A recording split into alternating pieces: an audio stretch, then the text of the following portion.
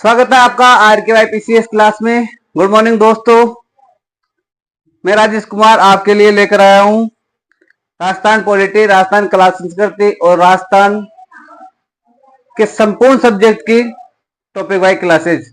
दोस्तों, हमारी classes RAS first grade, second grade, third grade और पीएसआई सिलेबस को ध्यान में रखते हुए चलाई जा रही है, जिसमें हमने राजस्थान पॉलिटी स्टार्ट कर दी, राजस्थान कला संस्कृति स्टार्ट कर दी और शाम को 8 बजे दर्शन शास्त्र की क्लास स्टार्ट कर दी, जिसमें हम वेदों के बारे में चर्चा कर रहे हैं। तो अभी हमारी क्लास होगी राजस्थान पॉलिटी क्लास, जिसमें हमने कल पढ़ा था पैसा अधिनियम। पैसा अधिनियम कब लागू हुआ, किससे संबंधित है, उसकी फुल फॉर्म क्या है, ये सब हमने देखा था। उसकी स्थापना कब हुई, कब वो लागू हुआ, पैसा अधिनियम कब लागू हुआ, तो ये हमने संपूर्ण रूप से इसके बारे में जानकारी ली थी। अब जो आगे का हमारा टॉपिक है उसमें पंचायती राज में चल रहे हैं, तो पंचायती राज में जो अपना जो टॉपिक होगा वो होगा कि 33वें संविधान संशोधन द्वारा पंचायतों को कौन सी अनिवार्य ऐच्छिक शक्तियां प्रदान की गई है। ऐसे कौन से प्रावधान है जो पंचायतों के लिए अनिवार्य और स्वैच्छिक है। अनिवार्य तो है लेकिन स्वैच्छिक है। पंचायतों के लिए जो प्रावधान है वो किसके द्वारा अधिगत किए जाते हैं और उनका विस्तार कितना किया जाता है, कितना विस्तार हो सकता है, विधानमंडल के द्वारा उनमें क्या बदलाव किए जाते हैं, ये सब हमारे टॉपिक में कंबाइंड किया गया है। तो हमारा जो आज का टॉपिक होगा वो होगा 33वें संविधान संशोधन द्वारा पंचायतों के अनिवार्य स्वैच्छिक प्रावधान क्या क्या है। तो अनिवार्य स्वैच्छिक प्रावधान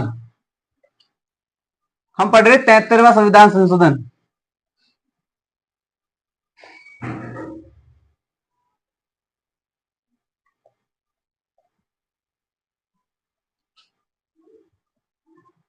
संशोधन 33वां संविधान संशोधन, जिसमें हम पढ़ रहे हैं पंचायती राज।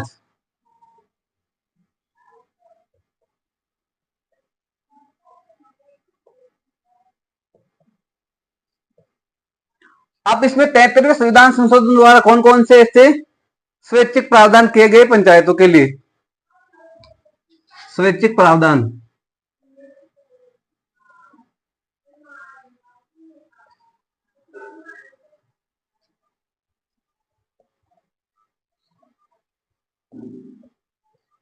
कौन कौन से हैं वो देखेंगे हम। तो पंचायतों के लिए जो स्वैच्छिक प्रावधान है उनमें सबसे पहले है कि ओबीसी के लिए आरक्षण का प्रावधान। ओबीसी के लिए आरक्षण का प्रावधान कौन कर सकता है, विधानमंडल कर सकती है। सबसे पहला प्रावधान कौन सा है, ओबीसी के लिए आरक्षण का प्रावधान। ओबीसी के लिए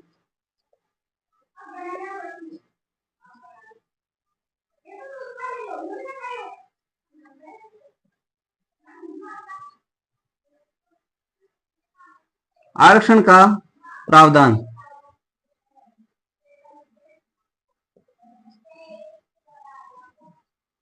पहला प्रावधान कौन सा है, ओबीसी के लिए आरक्षण का प्रावधान।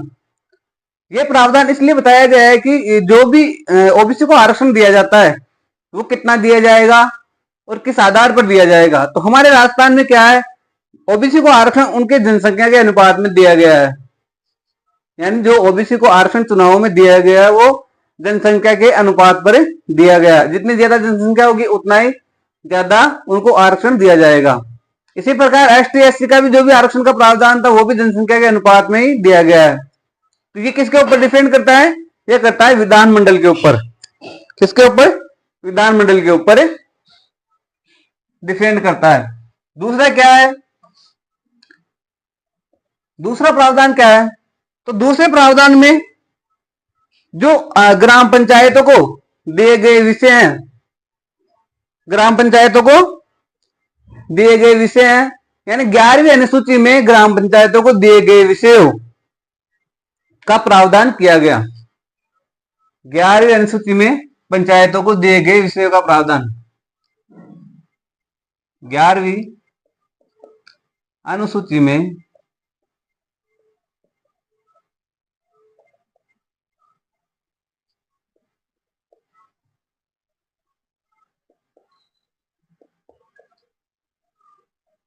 पंचायतों दिए जाने वाले विषयों का प्रावधान या दिए गए विषयों का प्रावधान।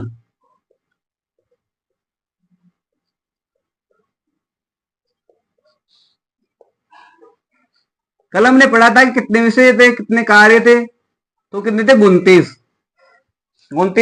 विषय थे। 11 अनुसूची के तहत ग्राम पंचायत को कितने कार्य दिए गए? 29 कार्य दिए गए। तीसरा प्रावधान क्या था? तो तीसरा प्रावधान यह था कि जो सरपंच का चुनाव होगा वो प्रत्यक्ष रूप से होगा, अप्रत्यक्ष रूप से।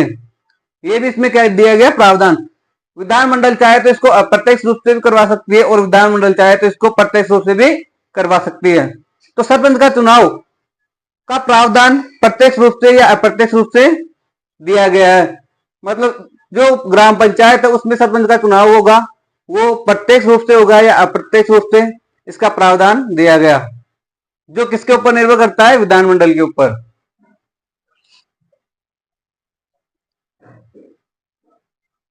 सरपंच या फिर ग्राम पंचायत में चुनाव, ग्राम पंचायत में चुनाव या सरपंच का चुनाव?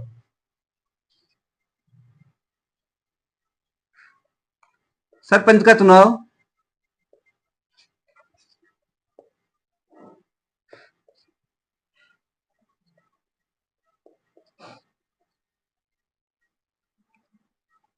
प्रत्यक्ष या अप्रत्यक्ष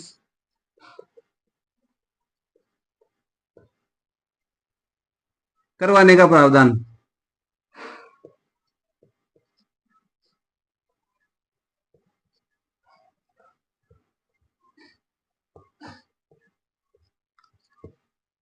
सरपंच का चुनाव प्रत्यक्ष रूप से या अप्रत्यक्ष रूप से करवाने का प्रावधान, ये भी इसमें क्या है? स्वैच्छिक प्रावधान है। इसके बाद में तो महिलाओं को जो आरक्षण दिया जाता है, जो कि उसमें बता रखा है 1/3 यानी 1/3 आरक्षण तो है ही उसके पास, लेकिन इनको बढ़ाने का जो प्रावधान दे रखा है वो किसके ऊपर है? विधानमंडल के ऊपर है। यानी महिलाओं को महिलाओं को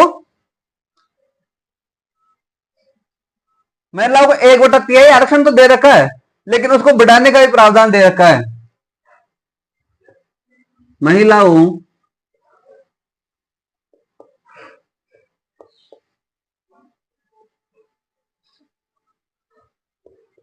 को दिए गए 1/3 आरक्षण को बढ़ाने का प्रावधान।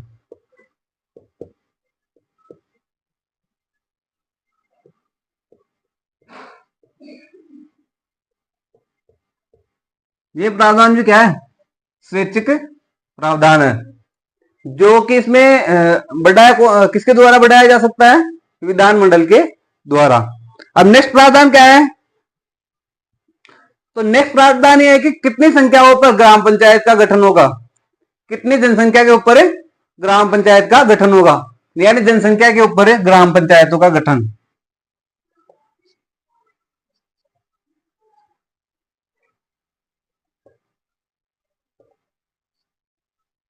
जनसंख्या या फिर ऐसे लिखो कितनी जनसंख्या पर, जनसंख्या लिखो, जनसंख्या पर ग्राम पंचायतों का गठन।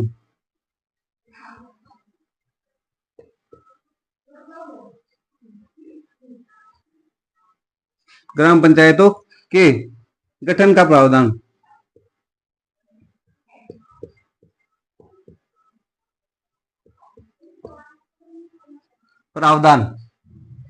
यानी कितनी जनसंख्या पर ग्राम पंचायत का गठन किया जाएगा। और नेक्स्ट प्रावधान क्या है? तो जो पंचायती राज होता है उसमें चुनाव होता है, तो चुनाव में खड़े होने वाले प्रत्याशी की क्या योग्यता होगी, यानी जो प्रत्याशी खड़ा होगा चुनाव के लिए, जो चुनाव लड़ने वाला है उसके लिए योग्यता का प्रावधान किया गया, उसके लिए योग्यता का प्रावधान किया गया।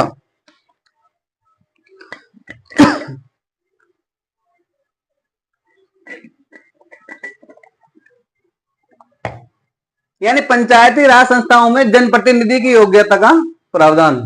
नेक्स्ट क्या होगा? पंचायत, पंचायती राज, या पंचायती, ऐसा करो पंचायती लिखो,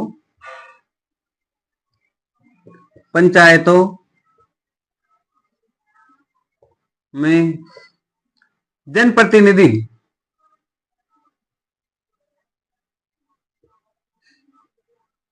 जन प्रतिनिधि की योग्यता का प्रावधान।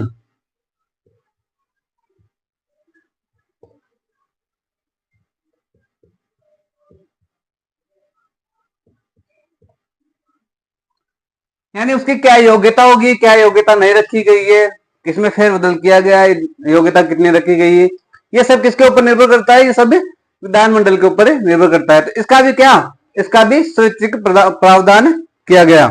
इसके बाद में वो कौन सा है? तो ग्राम पंचायतों में चुनाव होता है वो दलीय आधार पर किया जाए, इसका भी क्या प्रावधान किया गया है।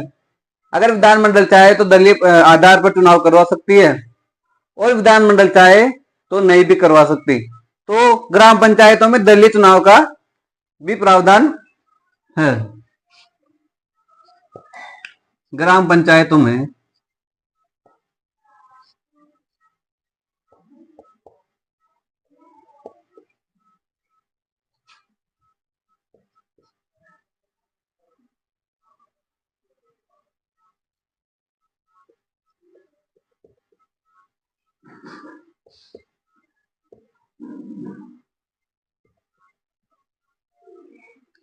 दलीय चुनाव से मतलब होता है जैसे दल होते हैं, बड़े बड़े दल होते हैं, जैसे बीजेपी है, कांग्रेस है, तो ये दल भी ग्राम पंचायत चुनावों में भाग ले सकते हैं। इस आधार पर भी, यानी दलीय आधार पर भी चुनाव करवाया जा सकता है। ये किसके ऊपर निर्भर है? ये विधानमंडल के ऊपर निर्भर है। तो ये क्या हुए? ये स्वैच्छिक प्रावधान हुए। कौन कौन से? तो पहला था ओबीसी के लिए आरक्षण। दूसरा, 11वीं अनुसूची में ग्राम पंचायतों को दिए जाने वाले विषय जो कार्य पड़े थे हमने 29, उनके बारे में प्रावधान। सरपंच का चुनाव प्रत्यक्ष होगा या अप्रत्यक्ष होगा, उसका प्रावधान। महिलाओं को दिए जाने वाले 1/3 यानी 1/3 आरक्षण को बढ़ाने का प्रावधान। जनसंख्या के आधार पर ग्राम पंचायतों का गठन करने का प्रावधान। पंचायतों में जनप्रतिनिधि जो होता है चुनाव लड़ने वाला, उसकी योग्यता का प्रावधान। और ग्राम पंचायतों में दलीय चुनाव कराने का प्रावधान। ये क्या है? ये स्वैच्छिक प्रावधान है, स्वैच्छिक प्रावधान है। यानी ये चाहे तो पंचायत लागू भी कर सकती है, और ये चाहे तो पंचायत लागू नहीं कर सकती। विधानमंडल की इच्छा पर निर्भर करता है। अगर पंचायतों में विधानमंडल चाहती है कि चुनाव अप्रत्यक्ष रूप से हो सरपंच का, तो अप्रत्यक्ष रूप से ही होगा। विधानमंडल चाहती है कि महिलाओं को जो 33% आरक्षण दे रखा है 1/3, उसको 50% किया जाए, तो 50% कर सकती है। जैसे राजस्थान में 2008 में महिलाओं के चुनाव में जो आरक्षण दिया वो 50% कर दिया गया।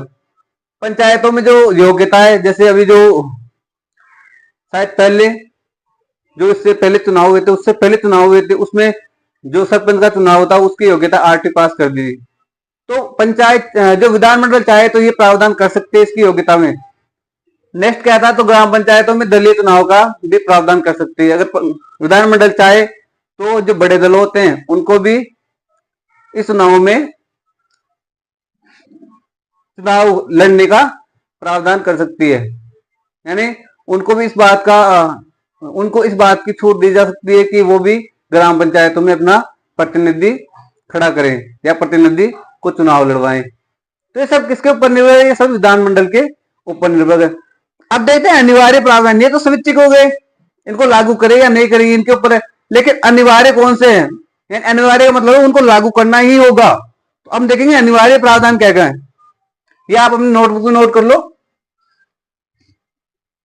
अब देखते हैं अनिवार्य प्रावधान।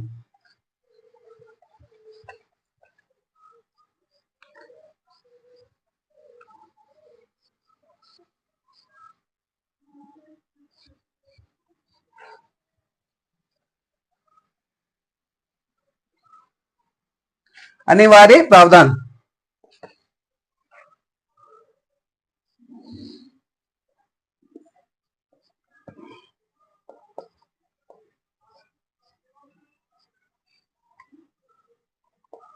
अनिवार्य प्रावधान कौन कौन से हैं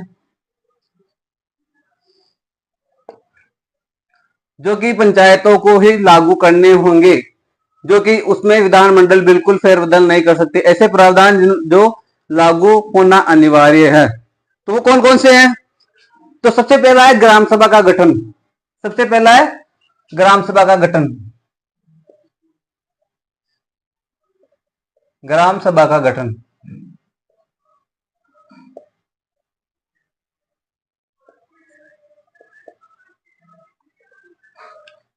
यानी पंचायतों में ग्राम सभा का गठन होना अनिवार्य है, यानी ग्राम सभा का गठन करवाया जाएगा, ये अनिवार्य प्रावधान है। दूसरा कौन सा है?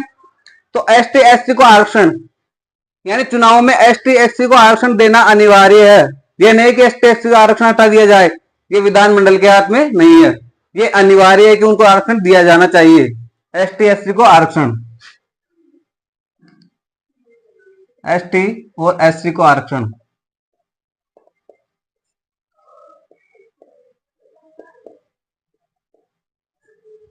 एसटी एससी को आरक्षण। तीसरा कौन सा है? तीसरा है एसटी एससी को आरक्षण मिल गया। तीसरा है महिलाओं को आरक्षण, यानी महिलाओं को 1/3 आरक्षण देना अनिवार्य है। ना तो इसमें विधानमंडल कम कर सकती है, हाँ इसको बढ़ा तो सकती है, वो बढ़ाना एक स्वैच्छिक प्रावधान है, जबकि ये 1/1 आरक्षण देना ये अनिवार्य प्रावधान है।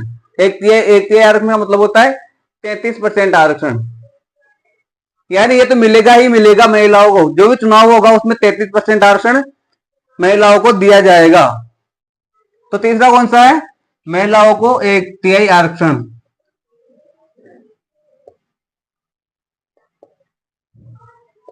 महिलाओं को 1/3 आरक्षण। 1/3 का मतलब है 33%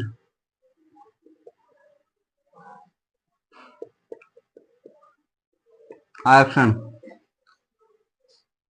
महिलाओं को 1/3 आरक्षण, ये तो अनिवार्य है, कैसा भी चुनाव हो उसमें महिलाओं को आरक्षण देना, यानी 33% आरक्षण देना ये अनिवार्य होगा, ये अनिवार्य प्रावधान में आता है। और चौथा कौन सा है? तो जो भी चुनाव होगा पंचायती राज में, जो भी चुनाव होगा उसकी न्यूनतम आयु 21 वर्ष होने का प्रावधान दिया गया है। फिर चौथा कौन सा है अनिवार्य प्रावधान में? चुनाव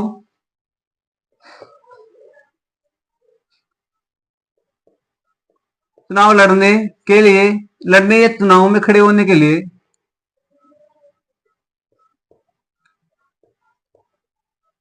खड़े होने के लिए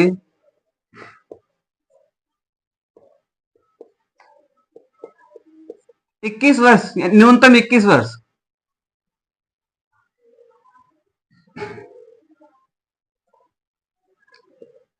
आयु 21 वर्ष होना यह होगी, ये भी अनिवार्य प्रावधान है। यानी 21 वर्ष से कम आयु का कोई भी कैंडिडेट चुनाव नहीं लड़ सकता। 21 वर्ष से कम न्यूनतम 21 वर्ष आयु होनी चाहिए, तभी वो क्या कर सकता है? चुनावों में भाग ले सकता है।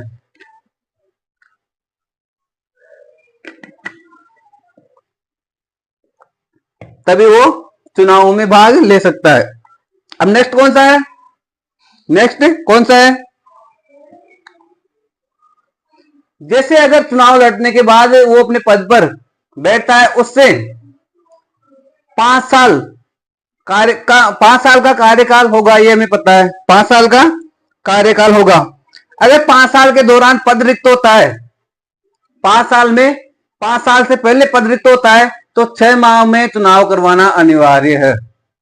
ये कौन सा प्रावधान है? ये 5वां प्रावधान, यानी 5 वर्ष के कार्यकाल के दौरान पद रिक्त होने पर 6 माह में चुनाव करवाना अनिवार्य होगा। 5 वर्ष के कार्यकाल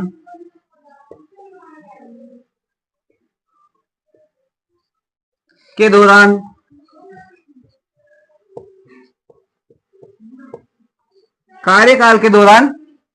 पद रिक्त होने पर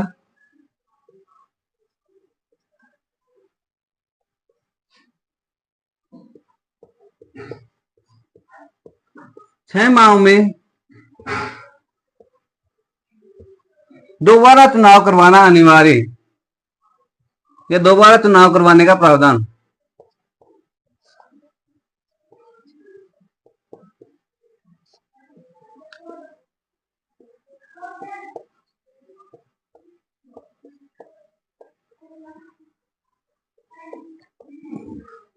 दोबारा चुनाव करवाने का प्रावधान।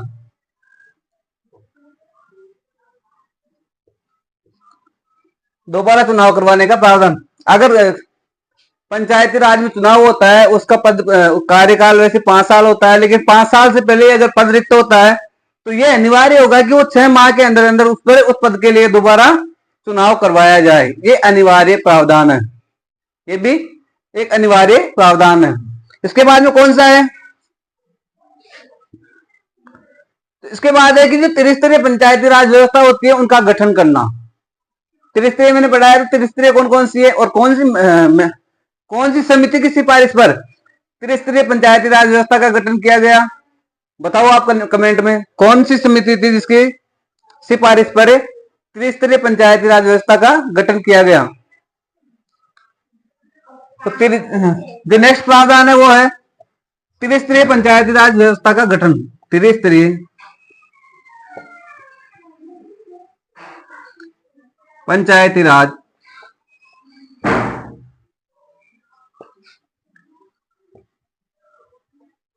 व्यवस्था का गठन करना, यह भी अनिवार्य प्रावधान है। त्रिस्तरीय पंचायती राज व्यवस्था का गठन करना। कौन सी समिति थी वो? बलवंत राय मेहता समिति। बलवंत राय मेहता समिति के द्वारा उनकी सिफारिशों में त्रिस्तरीय पंचायती राज व्यवस्था का जिक्र किया गया। और जो द्विस्तरीय पंचायती राज व्यवस्था थी वो कौन सी समिति की सिफारिश पर की गई थी? किस समिति ने सिफारिश की कि जो पंचायती राज व्यवस्था होती है उसमें द्विस्तरीय व्यवस्था होनी चाहिए? तो वो थी कौन सी? अशोक मेहता समिति। कौन सी? अशोक मेहता समिति। तो ये इसके कहते हैं, इसके प्रमुख अनिवार्य प्रावधान थे। नेक्स्ट प्रावधान कौन सा है? तो नेक्स्ट प्रावधान है कि जो चुनाव होगा वो दलीय आधार पर करवाने का प्रावधान। लेकिन ये प्रावधान अभी लागू नहीं कर रखा हमने। तो ग्राम पंचायतों में जो भी चुनाव होगा वो दलीय आधार पर करवाने का प्रावधान रखा गया। ग्राम पंचायत के चुनाव को दलीय आधार पर करवाने का प्रावधान। ग्राम पंचायत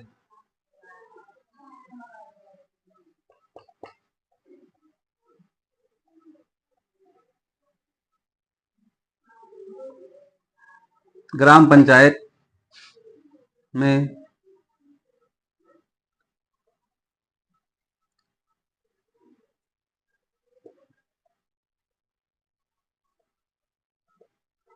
चुनाव दलीय आधार पर करवाने का प्रावधान।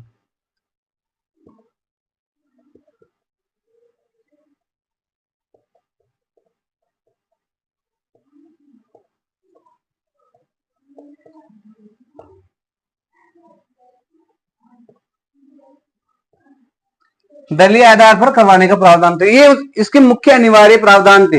हमने स्वैच्छिक प्रावधान पढ़े 33 संविधान संशोधन द्वारा। अब पढ़ रहे हैं हम अनिवार्य प्रावधान। अब कौन से पढ़ रहे हैं हम? अनिवार्य प्रावधान। इनमें से क्वेश्चन आता है, स्वैच्छिक प्रावधान भी पूछता है और अनिवार्य प्रावधान भी पूछता है।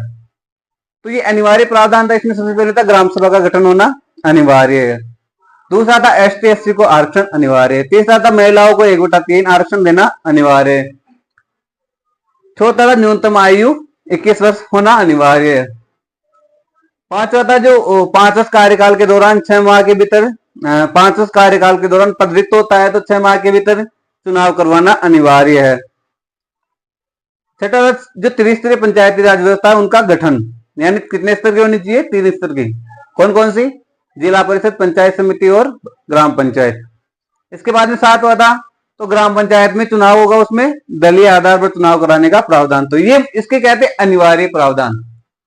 हमने स्वैच्छिक प्रावधान भी पढ़े 33 संविधान संशोधन के और अनिवार्य प्रावधान भी हमने पढ़े। अब पढ़ेंगे हम कि जो 33वां संविधान संशोधन है उसमें जिला परिषद पर चुनाव होता है, प्रत्यक्ष होता है, अप्रत्यक्ष होता है। चुनाव होने के बाद शपथ कौन दिलाता है, जो अध्यक्ष होता है उसका चुनाव कैसे होता है, और वो त्याग पत्र किसे देते हैं, उनको वार्ड पंचों को शपथ कौन दिलाता है, कितने वार्ड पंच होते हैं, उनका कार्यकाल कितना होता है, ये सब हम डिटेल से इंडेक्स के साथ पढ़ेंगे। यानी हम सारणी बनाएंगे उसके हिसाब से पढ़ेंगे। इंडेक्स में एक रखेंगे जिला परिषद, पंचायत समिति और ग्राम पंचायत, इनके बारे में संपूर्ण रूप से डिटेल लेंगे। आप अपने नोटबुक में उतार लो।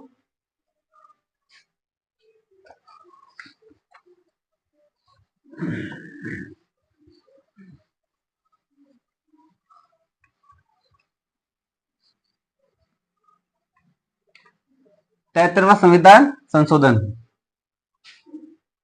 73वां संविधान। अब सबसे पहले तो देखते कि 73वां संविधान संशोधन लागू कब हुआ। हमने पढ़ा शुरू से, फिर हम देखते हैं दोबारा कि 73वां संविधान संशोधन लागू कब हुआ। तो 73वां संविधान संशोधन 24 अप्रैल 1993 को भारत में लागू हुआ। भारत में, राजस्थान में नहीं, भारत में। उसके बाद राजस्थान में कब लागू हुआ, तो 23 अप्रैल 1994 को राजस्थान में लागू हुआ। तो लिख लो 73वां संविधान संशोधन लागू भारत में कब हुआ, भारत में और फिर राजस्थान में।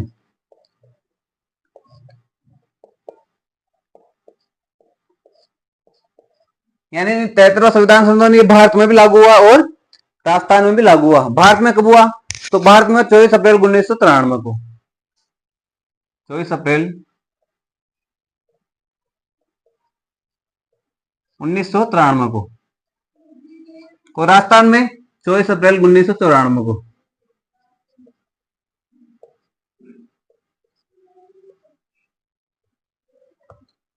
उन्नीस सौ चौरानवे को ये लागू हुआ।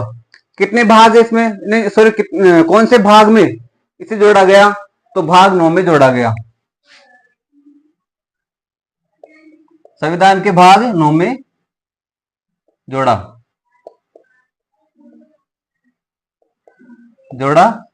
गया। कौन से भाग में जोड़ा गया, संविधान के भाग 9 में जोड़ा गया। कौन सी अनुसूची में, तो इसे 73वें संविधान संशोधन को 11वीं अनुसूची में जोड़ा गया। 11वीं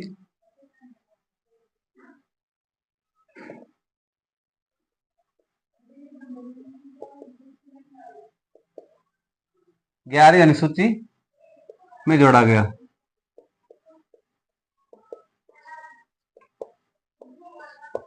ग्यारहवीं अनुसूची में जोड़ा गया।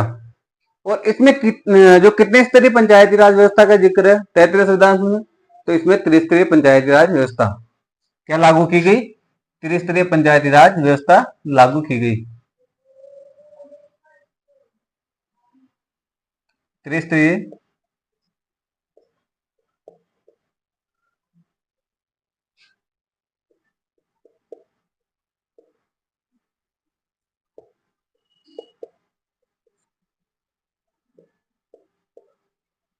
व्यवस्था लागू की गई। ये तो था 73वां संविधान संशोधन। अब इसके बाद में पढ़ते हैं हम जिला परिषद, पंचायत समिति और ग्राम पंचायत के बारे में। जिला परिषद, पंचायत समिति और ग्राम पंचायत के बारे में। तो सबसे पहले देखते हैं हम इंडेक्स बनाकर देखते हैं।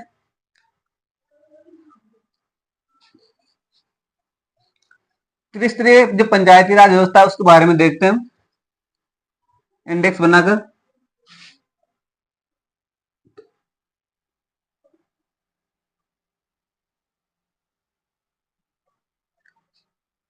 ये क्या होगा, ये स्तर,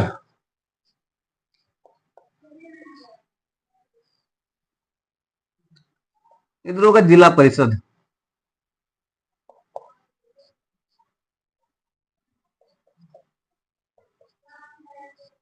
जिला परिषद। इधर होगा पंचायत समिति, थोड़ा आगे ले लेता हूं, पंचायत समिति।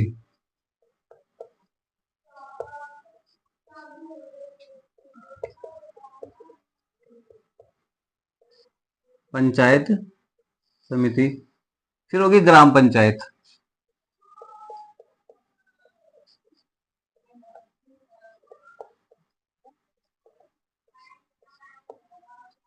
तो ये रही हमारी इंडेक्स। आप भी अपनी नोटबुक में ऐसे कैसे बना लो।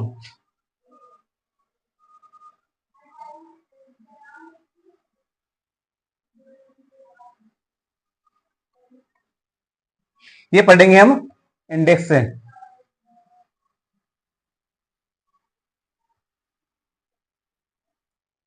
अब सबसे पहले पढ़ेंगे इनका स्तर।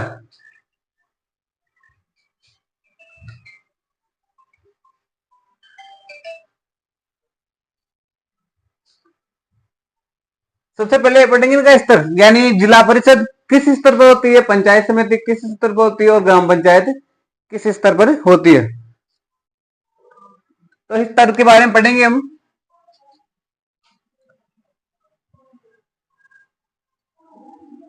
स्तर ये होती है जिला स्तर पर, ये होती है उपखंड स्तर पर और ये होती है ग्राम स्तर पर। ये होती है ग्राम स्तर पर। ये स्तर को उठा दो यहां से, ये संस्था कर दो यहां, संस्था। तो स्तर में ये जिला स्तर पर होती है, जिला स्तर। इसके चुनाव कहां होते हैं, जिला स्तर पर। पंचायत समिति में चुनाव कौन से स्तर पर होते हैं, उपखंड स्तर पर, उपखंड स्तर पर। और ग्राम पंचायत किस स्तर पर होती है, ग्राम पंचायत होती है ग्राम स्तर पर, ग्राम स्तर पर।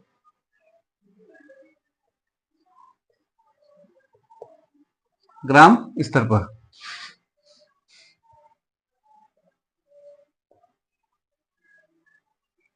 अब इसके बाद में वो देखते हैं क्या, ग्राम, ये होती है उपखंड स्तर पर, उपखंड स्तर पर। अब देखते हैं इसके बारे में कि इसका राजनीतिक प्रमुख कौन होता है, इसका राजनीतिक प्रमुख कौन होता है। राजनीतिक प्रमुख, राजनीतिक प्रमुख इसका कौन होता है, इसका कौन होता है, इसका कौन होता है। तो इसका तो होता है जिला परिषद का राजनीतिक प्रमुख कौन होता है, तो वो होता है जिला प्रमुख। कौन होता है, जिला प्रमुख, जिला प्रमुख। इसका ये होता है प्रधान,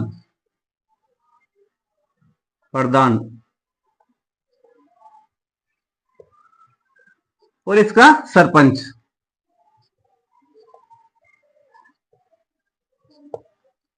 सरपंच होता है। इसके बाद में देखते हैं और क्या है। इसके बाद में देखते हैं कि इसमें सदस्य होते हैं, उनको क्या कहते हैं, सदस्य जो चुनाव लड़ते हैं, सदस्य उनको क्या कहते हैं, सदस्य।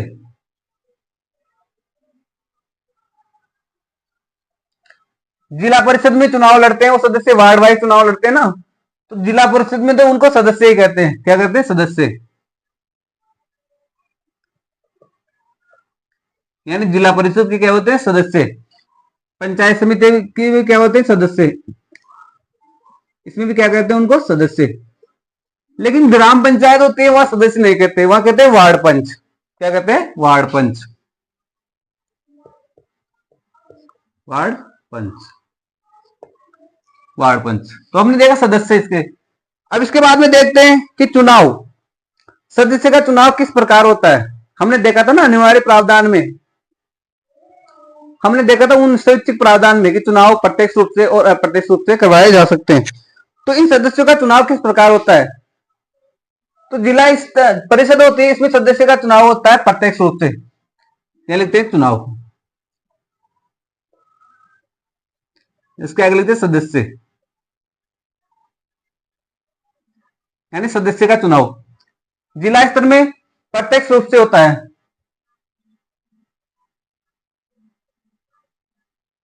प्रत्यक्ष रूप से। किसका चुनाव होगा? सदस्य का।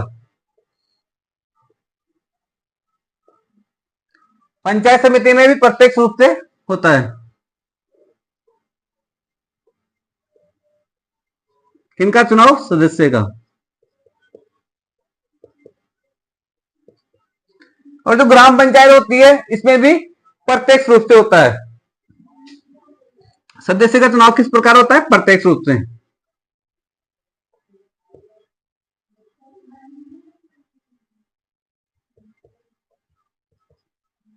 सदस्य का चुनाव होगा वो किस प्रकार होगा? प्रत्यक्ष रूप से। इसमें भी प्रत्यक्ष, इसमें भी प्रत्यक्ष रूप से।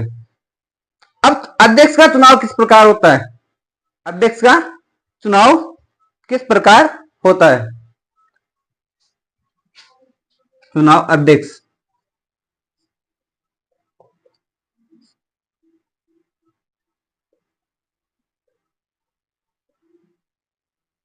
अध्यक्ष का तो इसमें अप्रत्यक्ष रूप से होगा।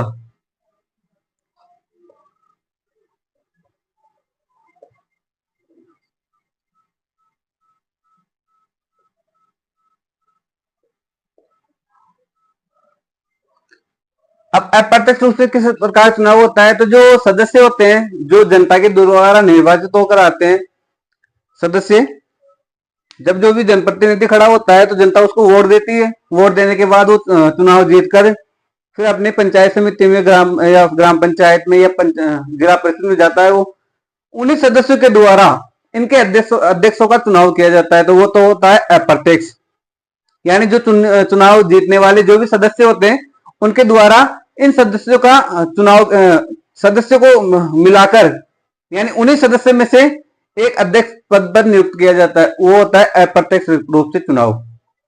यानी जैसे 13 वार्ड हो गए, अब 13 वार्ड के जो भी कैंडिडेट है वो निर्वाचित होकर आ गए, चुनाव जीत लिया उन्होंने। अब 13 के 13 क्या करेंगे? उनमें से एक को चुनाव अध्यक्ष पद के लिए चुनेंगे।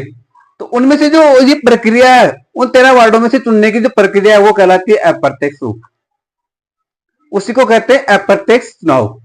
प्रत्यक्ष कहते हैं कि डायरेक्ट जनता के द्वारा चुना जाए, उसे कहते हैं प्रत्यक्ष। अप्रत्यक्ष मतलब चुने गए जो कैंडिडेट होते हैं उन्हीं के द्वारा उनमें से एक को चुना जाए, वो कहलाता है अप्रत्यक्ष रूप से चुनाव।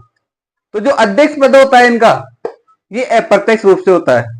यानी जिला जो परिषद है इसमें जो जिला प्रमुख है वो अप्रत्यक्ष रूप से चुना जाता है। यानी जिला परिषद के सदस्य होते हैं, वो सदस्य उनमें से ही उनमें से एक को क्या करते हैं? जिला प्रमुख के लिए चुनते हैं। वो क्या हो गया? अप्रत्यक्ष चुनाव हो गया।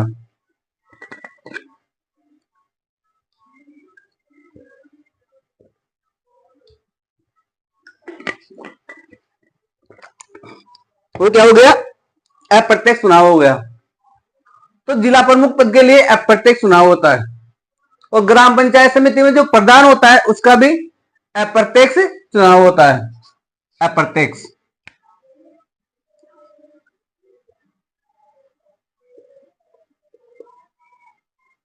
अप्रत्यक्ष। अध्यक्ष पद का चुनाव किस प्रकार होगा? अप्रत्यक्ष। अप्रत्यक्ष रूप से। और जो ग्राम पंचायत होती है उसमें भी सरपंच का चुनाव अभी राजस्थान में अप्रत्यक्ष रूप से किया जाता है, लेकिन विधानमंडल चाहे तो उसे प्रत्यक्ष रूप से भी करवा सकती है। अभी क्या होता है वर्तमान में? यह लिखता हूं वर्तमान में अप्रत्यक्ष। वर्तमान में अप्रत्यक्ष।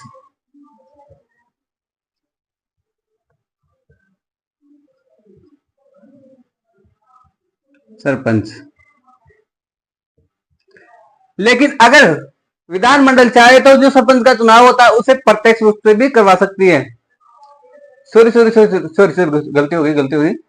सरपंच का चुनाव अभी होता है प्रत्यक्ष रूप से। प्रत्यक्ष रूप से। प्रत्यक्ष रूप से सरपंच का चुनाव, यानी जो सरपंच चुनकर आता है वो सीधा किससे चुना जाता है? जनता के द्वारा। जनता सरपंच चुनाव के लिए अपना वोट देती है, उस वोट के माध्यम से सरपंच का चुनाव होता है। लेकिन विधानमंडल चाहे तो इसे अप्रत्यक्ष रूप से भी करवा सकती है। यानी विधानमंडल चाहे तो वार्ड पंचों के माध्यम से भी सरपंच का चुनाव करवा सकती है।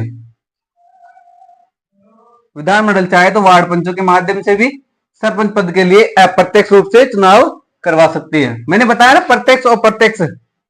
फिर बताऊं तो प्रत्यक्ष होता है सीधा जनता के द्वारा चुना गया, और अप्रत्यक्ष होता है कि जो उस जो समिति के सदस्य होते हैं, जैसे पंचायत समिति है इसके सदस्य, जैसे ग्राम पंचायत है तो वार्ड पंच जो हो गए वो सदस्य हो गए, जिला परिषद है तो जिला परिषद में जो चुनने वाले सदस्य होते हैं उनके द्वारा, इन तीनों के द्वारा अपने अपने स्तर पर इनके सदस्यों में से जो चुनाव किया जाता है, यानी इन सदस्यों में से ही उस पद के लिए, किसी अध्यक्ष पद के लिए चुना जाता है, उसे कहते हैं अप्रत्यक्ष रूप से, और प्रत्यक्ष रूप से कहते हैं डायरेक्ट जनता के द्वारा चुना गया। तो ये जो सरपंच का पद होता है ये वर्तमान राजस्थान में प्रत्यक्ष रूप से चुना जाता है, यानी सीधा जनता के द्वारा चुना जाता है। तो विधानमंडल चाहे तो इसे अप्रत्यक्ष रूप से भी करवा सकती है। अब इसके बाद में देखते हैं और क्या है, तो इसके बाद में देखते हैं कि आरक्षण आरक्षण किस प्रकार दिया गया, यानी जो पंचायती राज का चुनाव है इसमें मैंने बताया ना पहले आरक्षण आपको कि जनसंख्या के अनुपात में भी दिया गया है, तो वो आरक्षण के बारे में भी देख लेते हैं। इसमें चुनाव में आरक्षण अलग अलग स्तर के साथ देख लेते हैं। आरक्षण आरक्षण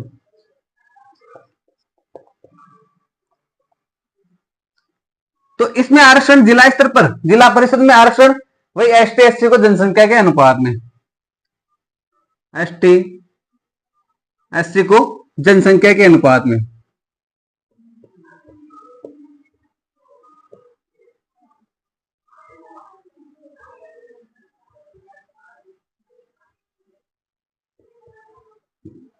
जनसंख्या के अनुपात में दिया गया, यानी जो भी एसटी एससी का कैंडिडेट होगा, जैसे ग्राम स्तर पर, अगर ग्राम स्तर पर जनसंख्या एसटी एससी की ज्यादा है तो वहां कैंडिडेट एसटी एससी का खड़ा हो सकता है। वैसे भी अगर जनरल की सीट आती है तो कैंडिडेट एसटी एससी का भी खड़ा हो सकता है, लेकिन विशेष तौर पर अगर एसटी एससी को आरक्षण दे रखा है और पर्सनल तौर पर अगर एसटी एससी की सीट आती है तो उसमें जनरल का कैंडिडेट खड़ा नहीं हो सकता, केवल एसटी एससी का ही कैंडिडेट चुनाव लड़ने के लिए खड़ा होगा।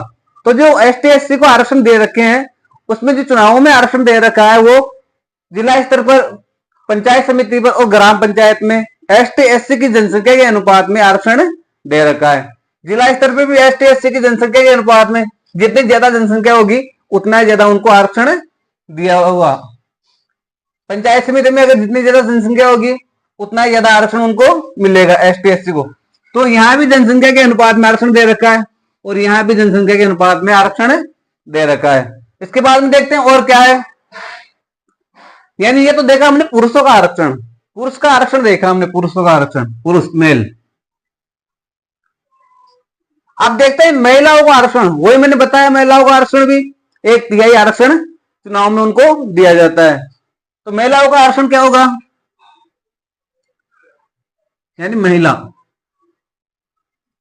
आरक्षण महिला, ऐसा करता हूं मैं,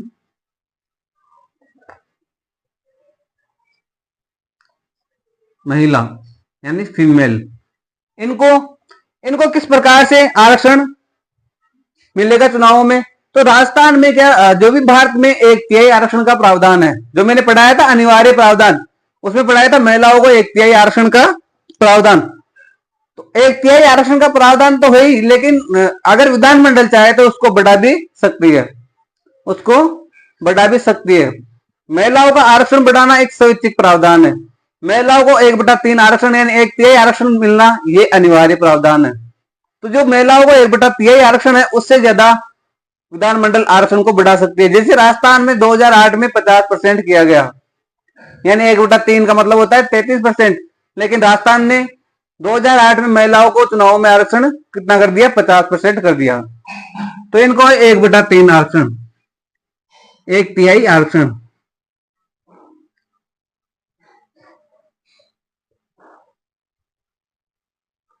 लेकिन राजस्थान में कितना है, राजस्थान में 50%। कितना है राजस्थान में 50%, इसमें भी इतना ही होगा और इसमें भी इतना ही होगा, महिलाओं को आरक्षण इतना ही होगा।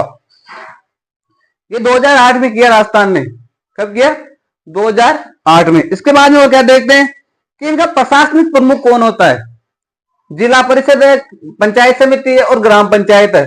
तो जिला परिषद है, इसका प्रशासनिक प्रमुख कौन होगा, पंचायत समिति का प्रशासनिक प्रमुख कौन होगा और ग्राम पंचायत का प्रशासनिक प्रमुख कौन होगा। एक मिनट,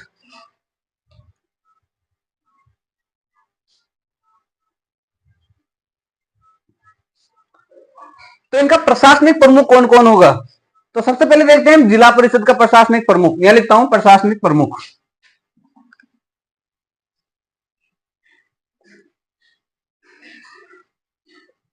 प्रशासनिक प्रमुख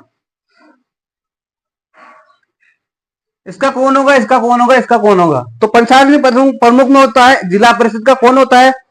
तो जिला परिषद का होता है मुख्य कार्यकारी अधिकारी। मुख्य कार्यकारी अधिकारी, इसका प्रशासनिक प्रमुख होगा मुख्य कार्यकारी अधिकारी। मुख्य कार्यकारी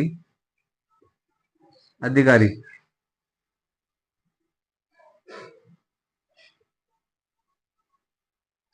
मुख्य कार्यकारी अधिकारी जिला परिषद का प्रशासनिक प्रमुख होगा। इसके बाद में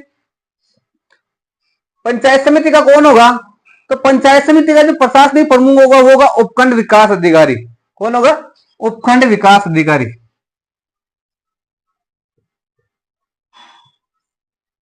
उपखंड विकास अधिकारी। अधिकारी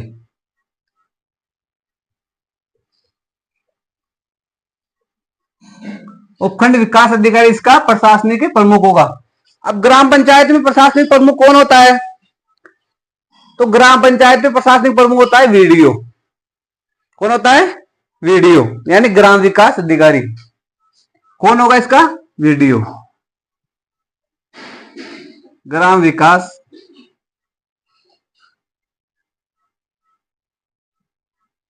अधिकारी, यानी विलेज डेवलपमेंट ऑफिसर। वीडियो का मतलब होता है विलेज डेवलपमेंट ऑफिसर, यानी ग्राम विकास अधिकारी। तो इसके क्या हो गए? ये इसके प्रशासनिक प्रमुख हो गए। जिला परिषद के मुख्य कार्यकारी अधिकारी, पंचायत समिति के उपखंड अधिकारी, और ग्राम पंचायत पर वीडीओ इनका प्रशासनिक प्रमुख अधिकारी होता है। उसके बाद में देखते हैं और क्या है। तो जो अध्यक्ष होता है, जो सदस्य होता है, इनको शपथ कौन दिलाता है? इनको शपथ कौन दिलाता है? तो यहां देखते हैं शपथ।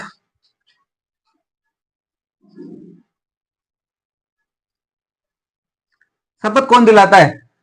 तो जिला परिषद के जो भी सदस्य होंगे, जो भी सदस्य होंगे, या अध्यक्ष, अध्यक्ष पद के लिए कोई शपथ नहीं होती, सदस्य के रूप में ही शपथ दी जाती है, यानी सदस्य के रूप में ही शपथ दिलाई जाती है। तो जो जिला परिषद के सदस्य होंगे उनको शपथ कौन दिलाएगा? तो उनको शपथ मुख्य कार्यकारी अधिकारी ही दिलाएगा। मुख्य कार्यकारी अधिकारी उनको शपथ दिलाएगा। पंचायत समिति पर कौन दिलाएगा शपथ?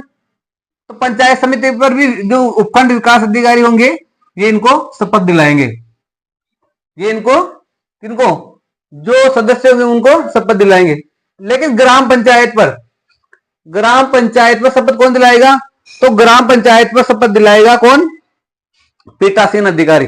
वीडियो नहीं दिलाएगा, पीठासीन अधिकारी। ये याद रखने का टॉपिक है, ये पॉइंट है कि ग्राम पंचायत पर सदस्य को शपथ कौन दिलाता है, तो उसमें आएगा वीडियो। एक मिनट।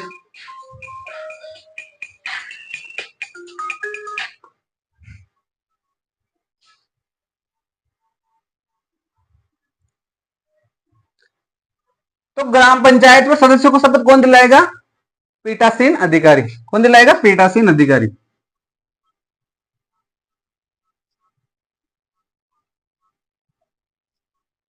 अधिकारी।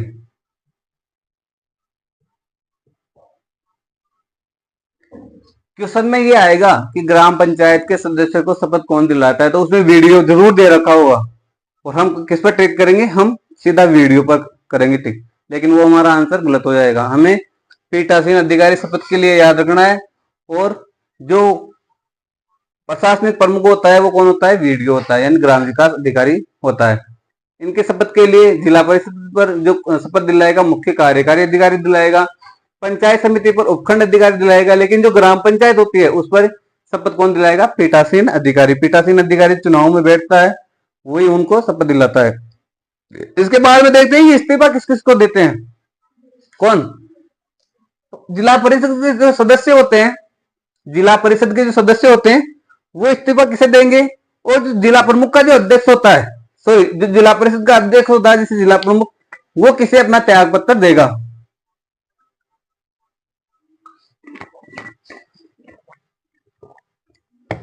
यानी जिला परिषद का सदस्य अपना त्याग पत्र किसे देंगे, अपना इस्तीफा किसे देंगे, और जो अध्यक्ष होगा वो इस्तीफा किसे देगा। इसी प्रकार जो पंचायत समिति के सदस्य होंगे और अध्यक्ष होगा वो किसे अपना इस्तीफा देगा, और ग्राम पंचायत के अध्यक्ष और सदस्य अपना इस्तीफा किसे देते हैं हम देखते हैं। तो हमारा जो नेक्स्ट पॉइंट होगा वो होगा इस्तीफा, त्याग पत्र।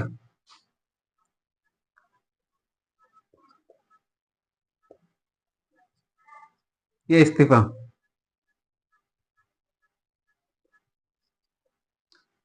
त्याग पत्र या इस्तीफा। अब इसके सदस्य किसे देंगे, जो जिला परिषद है इसके सदस्य अपना त्याग पत्र किसे दे देंगे, सदस्य। तो सदस्य किसे देंगे, जिला प्रमुख को। सदस्य त्याग पत्र किसे देंगे, इस्तीफा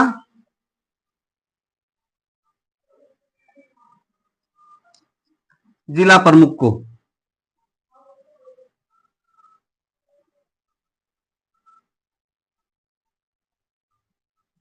जिला प्रमुख को देंगे। लेकिन अब ये बताओ, आप पूछोगे कि सर जो जिला प्रमुख होगा वो किसे देगा, जो जिला प्रमुख होगा वो किसे देगा, तो जिला प्रमुख संभागीय आयुक्त को देगा। किसे देगा, जिला प्रमुख अपना जो इस्तीफा देगा वो किसे देगा, संभागीय आयुक्त को। जिला प्रमुख किसे देगा, संभागीय आयुक्त।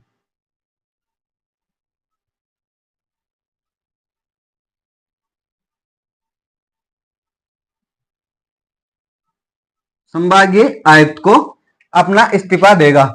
इसी के लिए अब इसी के साथ देखते हैं कि जो पंचायत समिति है, तो पंचायत समिति में सदस्य होते हैं वो अपना इस्तीफा किसे देते हैं, तो पंचायत समिति में सदस्य होंगे वो अपना इस्तीफा प्रधान को देंगे। किसे देंगे, प्रधान को। सदस्य इस्तीफा किसे देंगे, प्रधान को। अब आप पूछोगे कि सर प्रधान किसे देगा, अगर ये प्रधान को दे रहे हैं तो प्रधान किसे देगा, तो प्रधान अपना इस्तीफा जिला प्रमुख को देगा। किसे देगा, जिला प्रमुख को। प्रधान इस्तीफा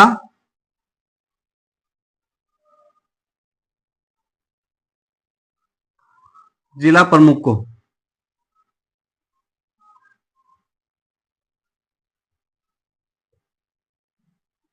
जिला प्रमुख को देगा। अब ग्राम पंचायत में क्या होगा, तो ग्राम पंचायत जो सदस्य हैं, वार्ड पंच है, वो अपना इस्तीफा किसे देते हैं, और फिर जो सरपंच होता है वो किसे देता है। तो जो सदस्य होते हैं वो और सरपंच अपना जो भी इस्तीफा होगा वो किसे देगा, बीडीओ को देगा। किसे देगा, बीडीओ को। बीडीओ का मतलब होता है ब्लॉक डेवलपमेंट ऑफिसर। सदस्य प्लस अध्यक्ष सरपंच,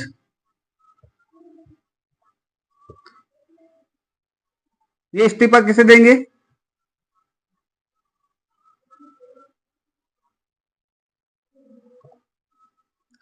बीडीओ को। यानी जो ब्लॉक डेवलपमेंट ऑफिसर होगा उसे ही अपना इस्तीफा देंगे। इसके बाद में देखते हैं कि इनका कार्यकाल कितना होता है। इनका जिला परिषद में सदस्य और अध्यक्ष का कार्यकाल कितना होता है, पंचायत समिति में कितना होता है और ग्राम पंचायत में कितना होता है। तो इन तीनों में इनका कार्यकाल कितना होता है, 5-5 वर्ष होता है। कितना होता है, 5-5 वर्ष।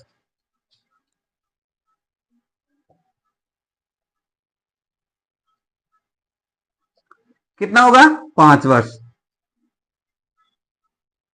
यहां कितना होगा, 5 वर्ष, और यहां कितना होगा, 5 वर्ष। 5 वर्ष।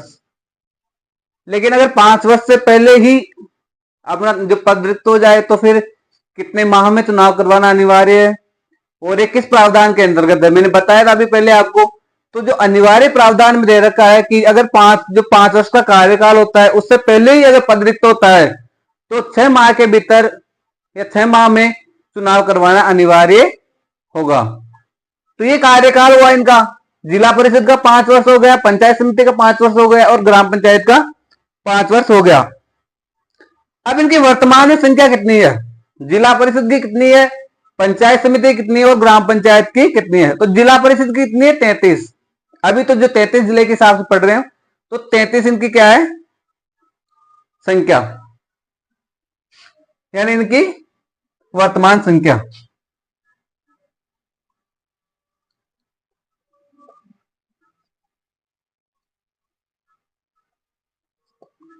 इनकी कितनी है 33।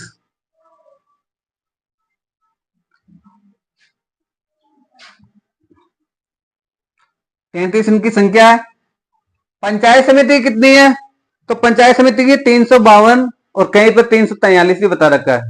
352 है, 343 कर लो आप। 352 या फिर 343। कितनी पंचायत समितियां हैं राजस्थान में? 352 या 343, जो कि 33 जिलों के हिसाब से ही पढ़ रहे हैं। इसके बाद में जो ग्राम पंचायत है वो कितनी है राजस्थान में? ग्राम पंचायतों की संख्या कितनी है? तो राजस्थान में ग्राम पंचायतों की संख्या है 11,341 या 11,152। 11,341 या 11,152। इनकी भी दो दे रखी है, 11,341 भी हो सकती है और 11,152 भी हो सकती है। ये इनकी क्या है? ये इनकी संख्या है। यानी जिला परिषद 33 है, पंचायत समिति 352 बता रखी है, 343 भी बता सकती है। अगर दोनों में से एक ही ऑप्शन आएगा, कोई सा भी आए। पंचायत समिति बताई मैंने 352 343, ग्राम पंचायत 11,341 या 11,152। अब इसके बाद में देखते हैं कि न्यूनतम आयु कितनी है, यानी जिला परिषद में न्यूनतम आयु कितनी होनी चाहिए कि वो चुनाव लड़ सके, पंचायत समिति में कितनी होनी चाहिए कि वो चुनाव लड़ सके, वो ग्राम पंचायत में कितनी होनी चाहिए। तो इन तीनों की आयु समान है, जो कि हमने देखा अनिवार्य प्रावधान में पढ़ा ना। इससे पहले हमने अनिवार्य प्रावधान, उसमें देखा कि न्यूनतम आयु 21 वर्ष होनी चाहिए। तो इनकी न्यूनतम आयु कितनी? 21 वर्ष न्यूनतम आयु।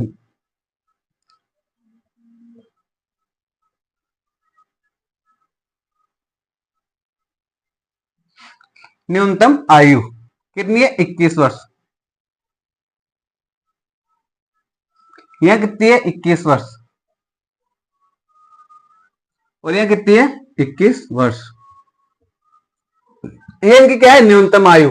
तो ये सारा फॉर्मेट था, वो था तीनों जो त्रिस्तरीय पंचायती राज व्यवस्था उसके बारे में, त्रिस्तरीय पंचायती राज व्यवस्था उसके बारे में। तो मैंने पढ़ाया आपको डिटेल से, आपने इंडेक्स भी बना ली होगी साथ के साथ अपने बुक में। क्वेश्चन आएगा तो इनमें से ही आएगा, ये कन्फर्म है।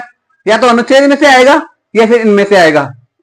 चुनाव इनका स्तर कौन सा होता है? जिला स्तर पर जिला परिषद होती है, पंचायत समिति होती है उपखंड स्तर पर, और ग्राम पंचायत होती है ग्राम स्तर पर। इसके बाद मैंने बताया कि इनका राजनीतिक प्रमुख कौन होता है? तो राजनीतिक प्रमुख होता है जिला प्रमुख होता है जिला परिषद में, पंचायत समिति में प्रधान होता है और ग्राम पंचायत में सरपंच होता है। उसके बाद में बताया मैंने सदस्य, इनके सदस्यों को क्या कहते हैं?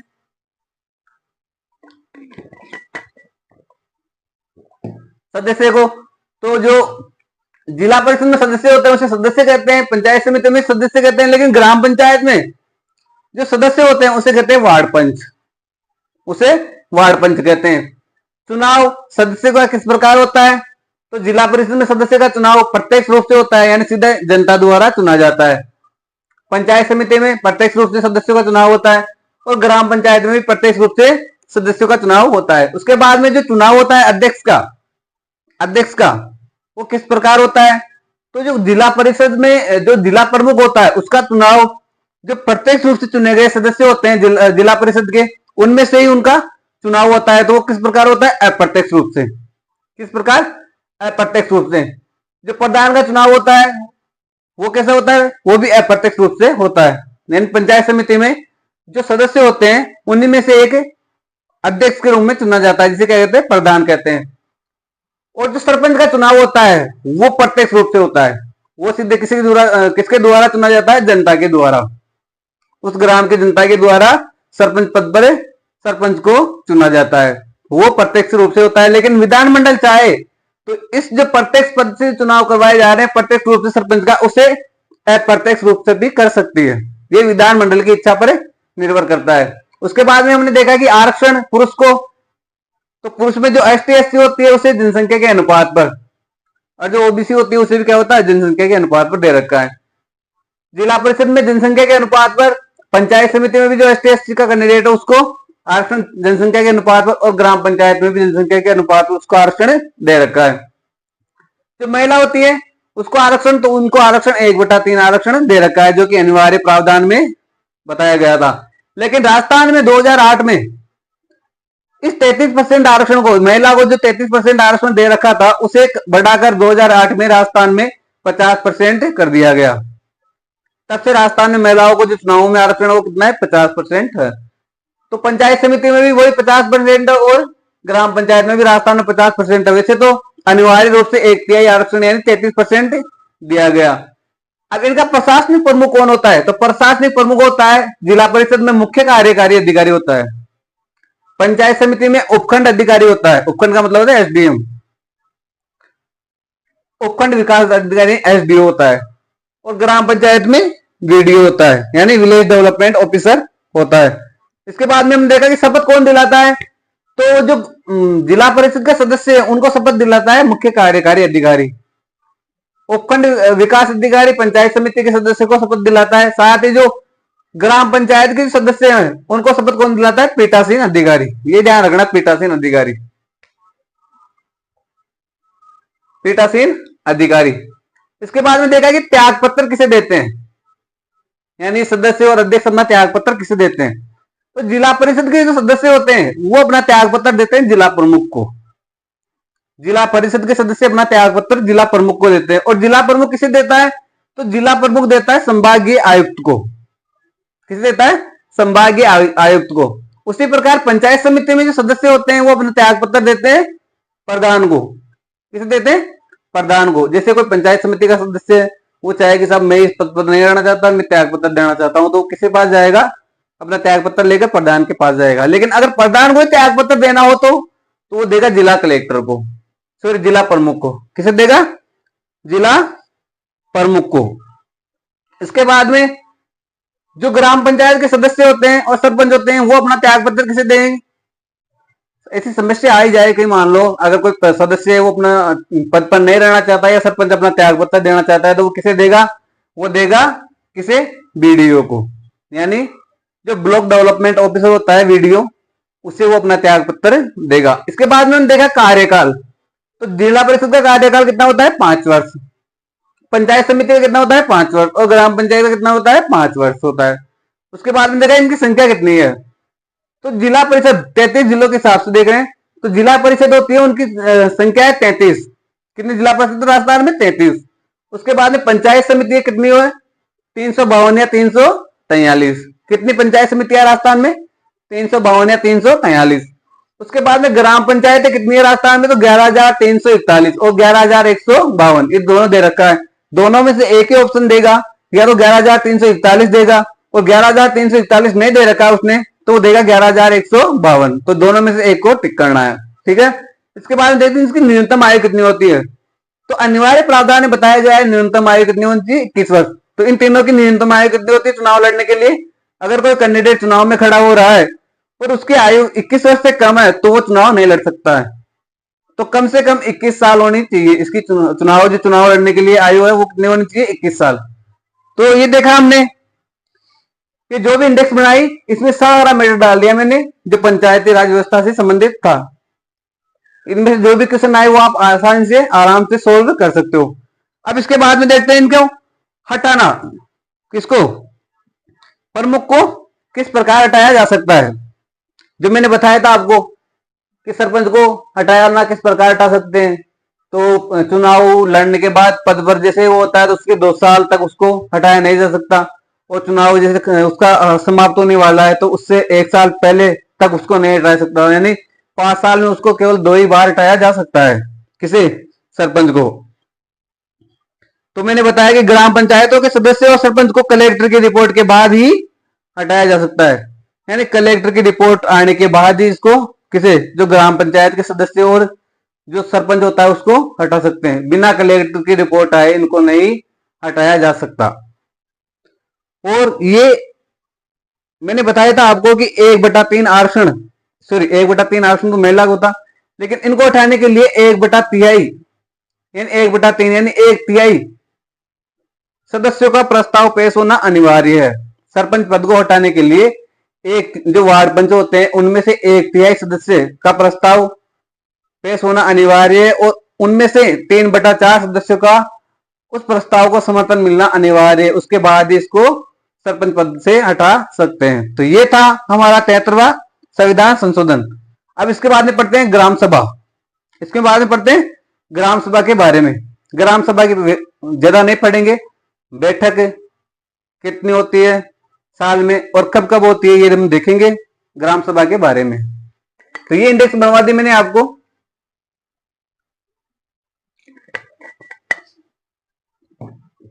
एक मिनट रुकिए।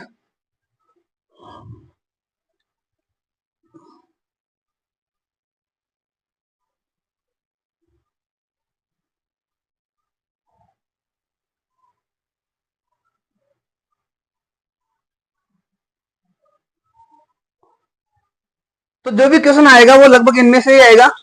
आप भी अपने नोट्स में साथ साथ इंडेक्स बना लो। कहीं कहीं पर ये नहीं है, मैंने ये नहीं कह रहा कि पढ़ाते नहीं है, लेकिन जो मैं पढ़ा रहा हूं शायद ही उनमें से कोई क्वेश्चन बाहर जाए। ये क्वेश्चन आने की संभावना भी इनमें से है। और आप देखना पेपर उठा के जो प्रीवियस ईयर के पेपर है जो क्वेश्चन आए हुए हैं पंचायती राज विभाग में से वो इनमें से ही आए हुए हैं। अब इसके बाद में देखते हैं ग्राम सभा, जो कि एक छोटा सा मैटर है, वो देख लेते कितने उसकी बैठकें होती है और कब कब बैठक होती है, कितने सदस्य होना जरूरी है।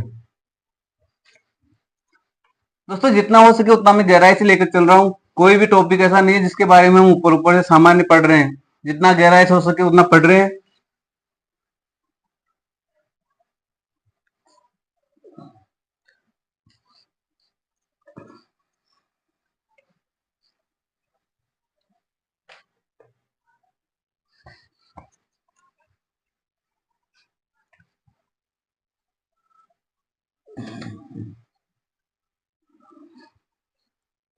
अब देखते हैं ग्राम सभा।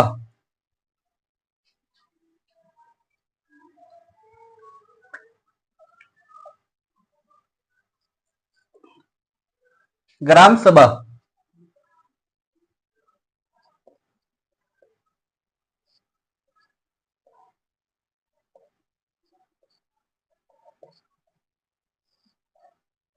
ग्राम सभा ग्राम सभा के बारे में क्या दे रखा है।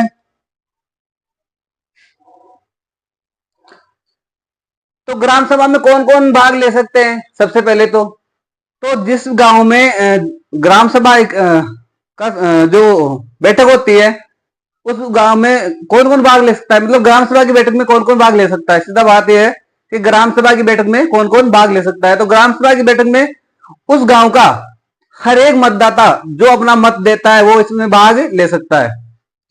यानी इसकी बैठक में की बैठकों में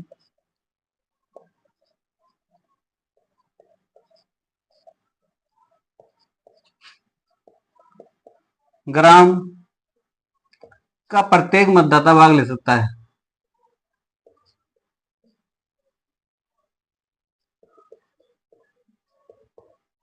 मतदाता भाग ले सकता है।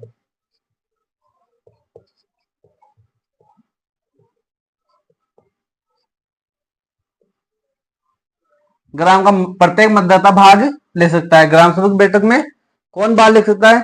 तो जो भी वोट देने योग्य है वो कैंडिडेट, हर एक कैंडिडेट जो ग्राम का कैंडिडेट है वो भाग ले सकता है। ऐसा कोई भी मतदाता जो उस ग्राम सभा में अपना मत देने योग्य है वो इसमें भाग ले सकता है।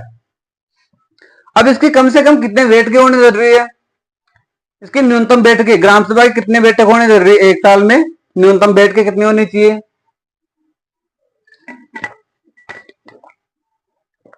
तो ग्राम सभा की कम से कम साल में 4 बैठकें होना अनिवार्य है। यानी एक वर्ष में कम से कम 4 बैठकें होना अनिवार्य है। एक वर्ष में न्यूनतम 4 बैठकें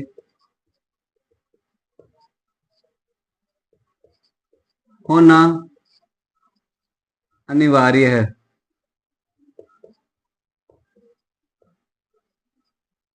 अब वो कब कब, यानी वो 4 बैठकें कब कब होती है? तो पहली होती है 26 जनवरी को। कब है? 26 जनवरी को। 26 जनवरी को, 1 मई को, 15 अगस्त को और 2 अक्टूबर को। 26 जनवरी, 1 मई, 15 अगस्त और 2 अक्टूबर, ये 4 बैठकें होती हैं। कब कब होती हैं? 26 जनवरी,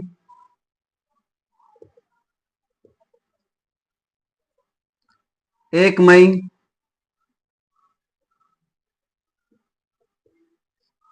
15 अगस्त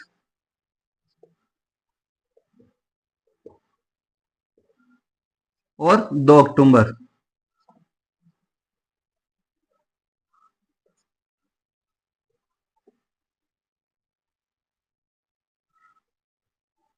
ये 4 बैठकें होती हैं। कब कब होती है? 26 जनवरी, 1 मई, 15 अगस्त और 2 अक्टूबर को होना जरूरी है। यानी ग्राम सभा की एक वर्ष में कितनी बैठकें होना अनिवार्य है? 4 बैठकें कम से कम होनी चाहिए। ज्यादा तो 5 भी कर लो, 6 भी कर लो, 7 भी कर लो, लेकिन कम से कम 4 बैठक होना अनिवार्य है। यानी 4 बार इनकी मीटिंग होना अनिवार्य है। अब देखते हैं वार्ड सभा। वार्ड सभा,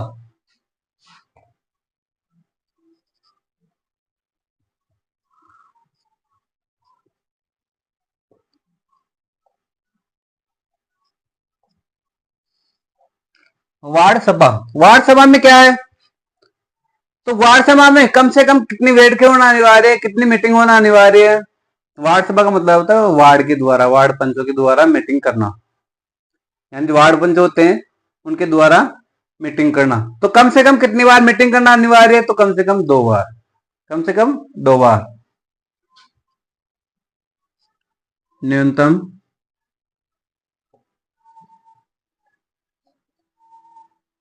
2 बार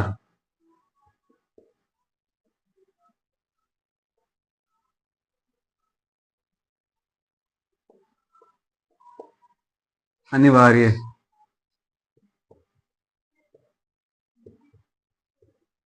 न्यूनतम 2 बार बैठक होना अनिवार्य है। कितने? 2 बार बैठक होना, यानी एक साल में प्रत्येक वर्ष 2 बार। ये लिख देता हूं, प्रत्येक वर्ष।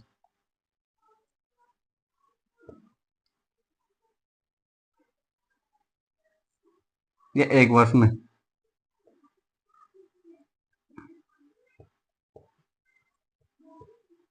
एक वर्ष, एक वर्ष में न्यूनतम 2 बार बैठक होना अनिवार्य। किसकी?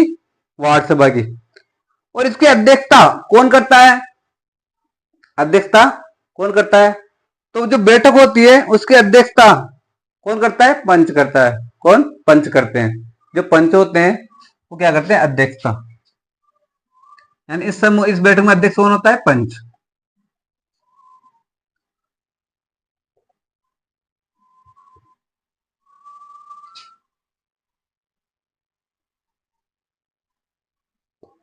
कौन होता है? पंच होता है। अध्यक्ष कौन होता है? पंच। और कम से कम कितने वार्ड पर, कितने वार्ड पंच होने चाहिए कि ये बैठक हो? तो इनकी गणपूर्ति होती है, वो कितनी होती है? 1/3। कितनी होती है? 1/3 वार्ड पंच होंगे तभी ये बैठकें होंगी। कौन सी? तभी इसकी बैठकों की, वार्ड सभा की। यानी इसकी गणपूर्ति कितनी होती है? 1/3। गणपूर्ति कितनी होती है? 1/3। 1/3।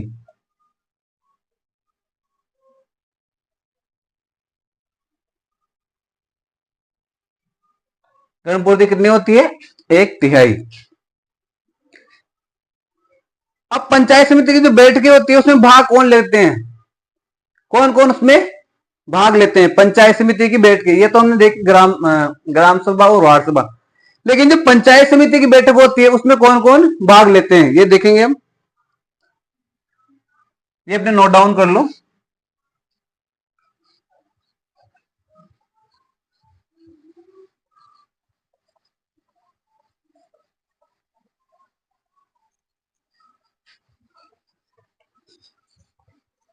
पंचायत समिति की बैठक में कौन कौन भाग लेता है?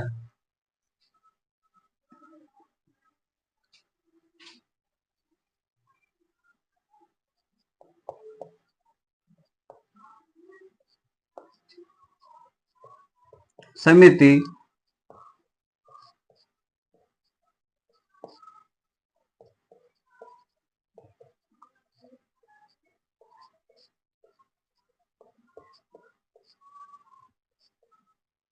पंचायत समिति की बैठक में भाग लेते हैं।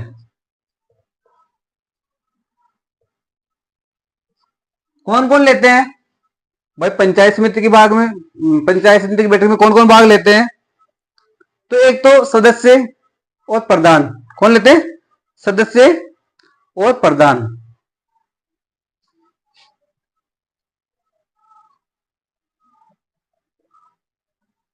सदस्य और प्रधान,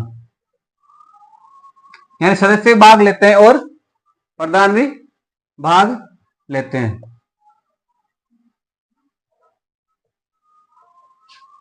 सदस्य भी भाग लेते हैं और प्रधान भी भाग लेते हैं।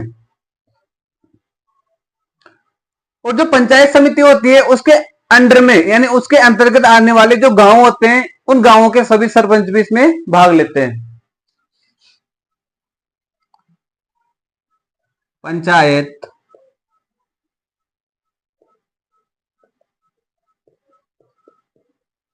समिति की सीमा में आने वाले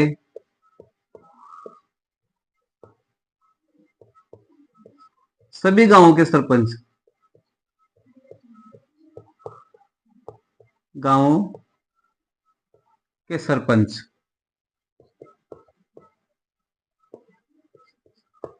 भी इसमें क्या लेते हैं?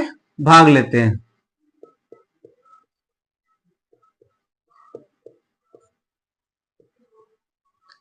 यानी जो सभी गांव पंचायत समिति के अंडर में कोई भी जो भी गांव आता है उन सब गांवों के सरपंच इस समिति इस बैठक में भाग लेते हैं। किसमें?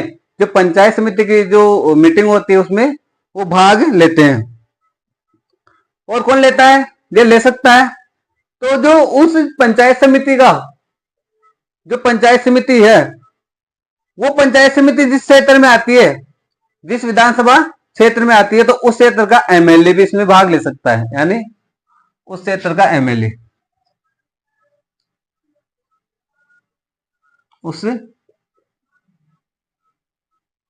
क्षेत्र का एमएलए भी भाग ले सकता है।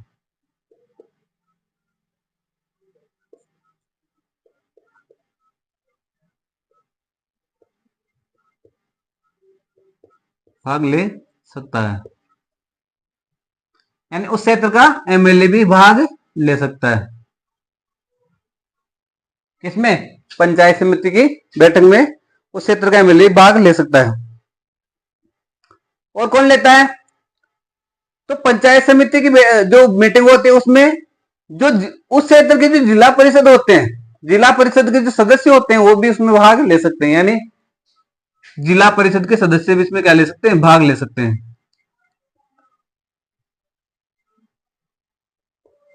जिला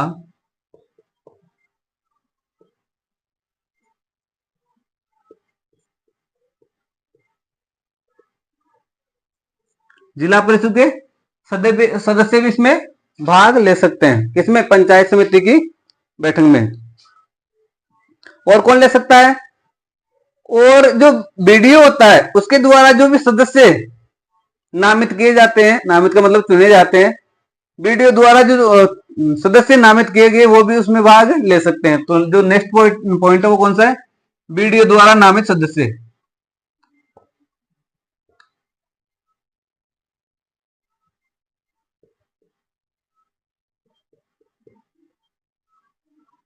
बीडीओ द्वारा नामित सदस्य ये भी इसमें भाग ले सकते हैं। किसमें? पंचायत समिति की जो बैठक होती है उसमें भाग ले सकते हैं। तो ये सदस्य थे जो इसमें भाग ले सकते हैं। कौन कौन थे? सबसे पहले जो पंचायत समिति के सदस्य हैं और प्रधान होते हैं वो इसमें जो पंचायत समिति की जो मीटिंग होती है उसमें भाग लेते हैं।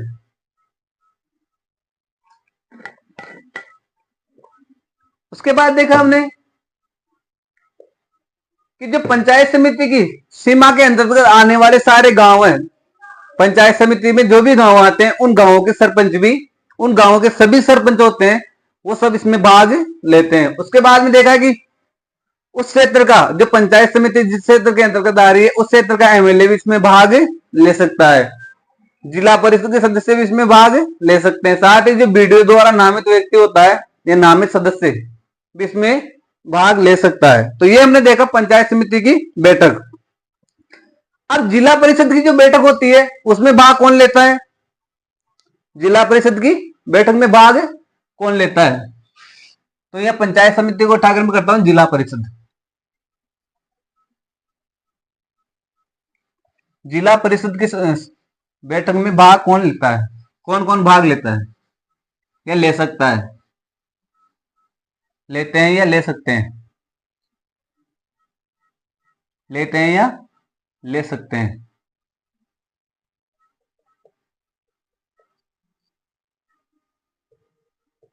भाग लेते हैं या ले सकते हैं? तो यह जिला परिषद, जिला जिला परिषद की बैठक में भाग ले सकते हैं। कौन कौन ले सकते हैं? तो सदस्य जिला परिषद के और प्रमुख वो तो भाग लेगा ही लेगा।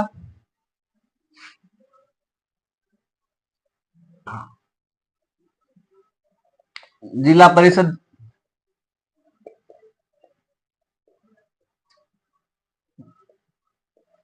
सदस्य और जिला प्रमुख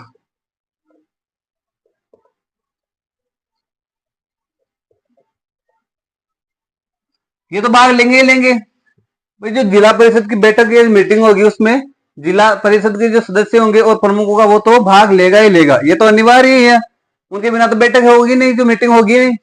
और कौन ले सकता है? तो और जो जो जिला परिषद के जो अंतर्गत सभी जो पंचायत समिति आती है उन पंचायत समितियों के सभी प्रधान भी इसमें भाग ले सकते हैं, सभी प्रधान।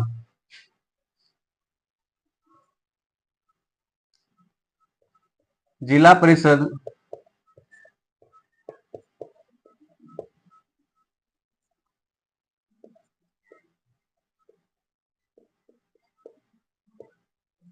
के अंतर्गत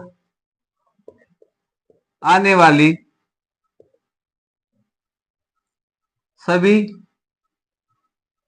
पंचायत समितियों के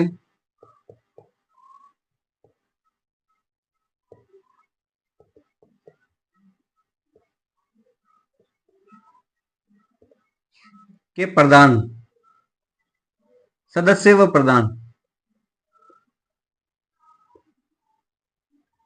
और प्रधान, सदस्य और प्रधान इसमें भाग, सॉरी सॉरी सदस्य नहीं, प्रधान, ओनली प्रधान, सदस्य नहीं, सदस्य जिला परिषद के होंगे, यानी प्रधान किसमें भाग ले सकता है। यानी पंचायत जो जिला परिषद के अंदर आने वाली जो पंचायत समितियां हैं उन सभी पंचायत समितियों के प्रधान इसमें भाग ले सकते हैं, किसमें? जिला परिषद की मीटिंग में भाग ले सकते हैं। इसके बाद में और कौन ले सकता है? तो जो जिला परिषद होती है उस क्षेत्र में जो विधानसभा क्षेत्र है उसके एमएलए और जो लोकसभा क्षेत्र है उसके एमपी इसमें भाग ले सकते हैं। यानी कोई भी जिला परिषद होगी तो उस क्षेत्र के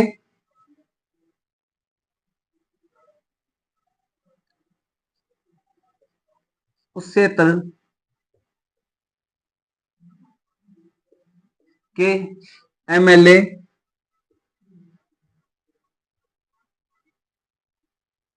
और एमपी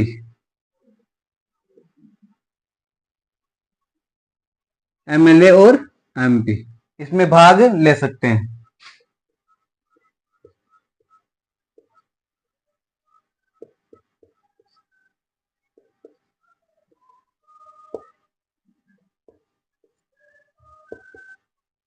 भाग ले सकते हैं किसमें? जिला परिषद की मीटिंग में भाग ले सकते हैं, इसकी बैठक में भाग ले सकते हैं। और कौन ले सकते हैं?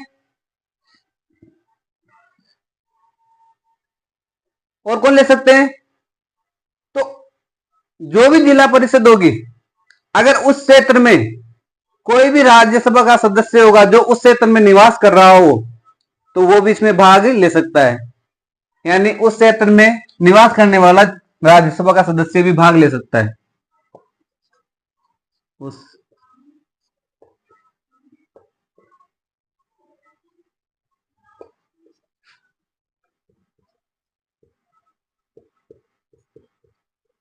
निवासित राज्यसभा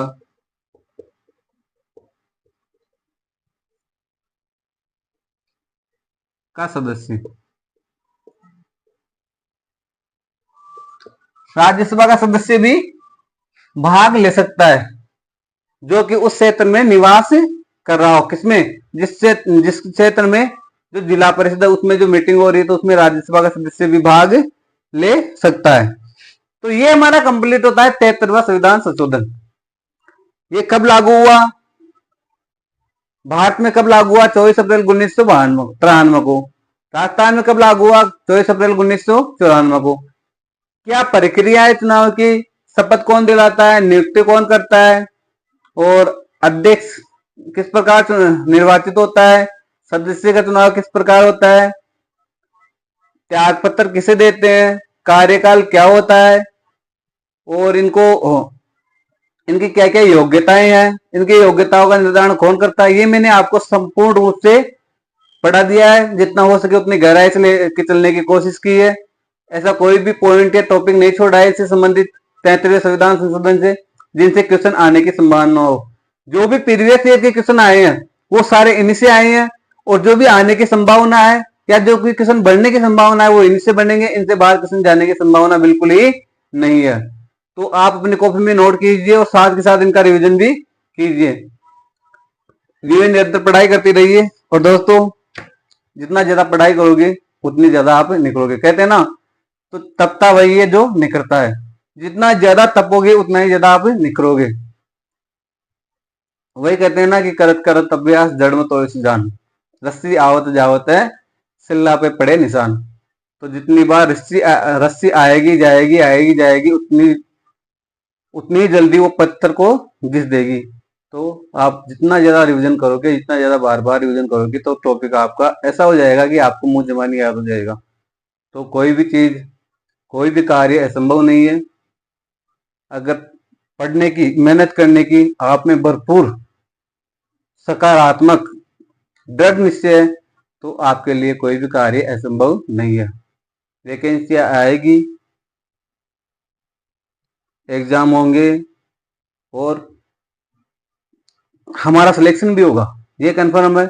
बस इसके लिए हमें दिन रात मेहनत करने की जरूरत है। तब तक के लिए हमारी जो नेक्स्ट क्लास होगी वो होगी कल। आप खुश रहें, बड़ों का सम्मान करें, छोटों को प्यार दें, अपने माता पिता का सम्मान करें और अपना व्यक्तित्व इस प्रकार करें कि महिलाएं आपके साथ सुरक्षित और सम्मानित महसूस करें। तब तक के लिए धन्यवाद।